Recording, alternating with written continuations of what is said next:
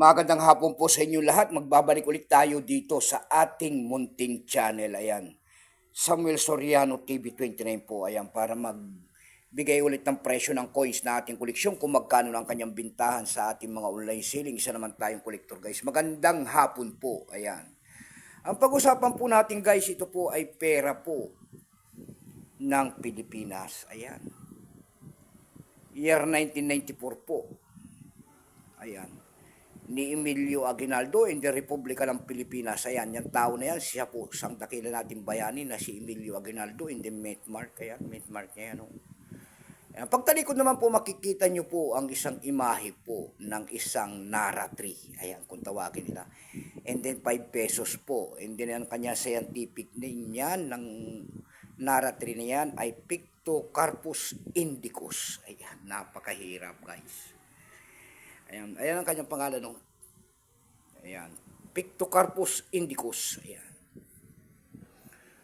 Ayan ang ating pag-usapan. Tingnan natin ito kung magkano ang kanyang bintahan ito, guys. Kasi 8% lamang yan.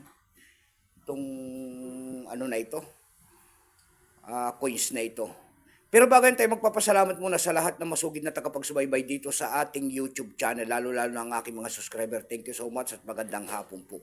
Magandang hapon din po dyan po sa nanonood sa aking FB page. Lahat po na nakapalo sa aking FB page, thank you so much at magandang hapon sa inyong lahat and God bless.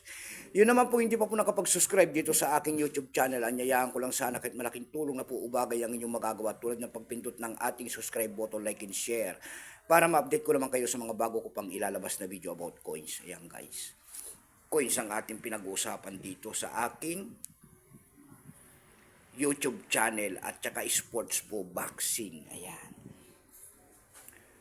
Ayan, tingnan natin ang kanyang presyo. Ayan, pero nagsimula ang years nito mula 1991 hanggang 1994. Ayan, 4 na taon lamang. Ayan.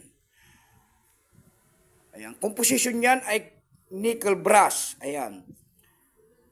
May bigat lamang itong 9.45 grams. May haba itong 25.5 mm. May kapal po naman itong 2.6 mm. Orientation siyempre. Middle alignment. Ayan. Itinigil naman ang paggamit sa barya na yan ng Pilipinas noong January 2, 1998. Ayan. Number N-3757.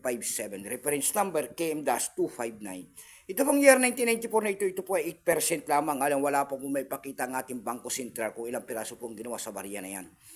Ayan, ng ating pagawaan ng pera ng Bangko Sentral.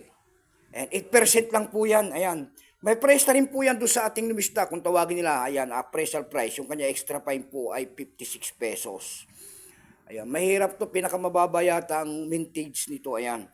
Dako tayo sa Carousel PH guys. Sa Carousel PH naman tayo nakakita ng presyo nito. Sa Carousel PH guys, meron tayo nakita nagbebenta nito ng 300 pesos. Nasundan po yan ng 250 pesos. Ayan lamang po ang aking may babaging kanyang presyo po. Keep safe po sa inyo lahat and God bless.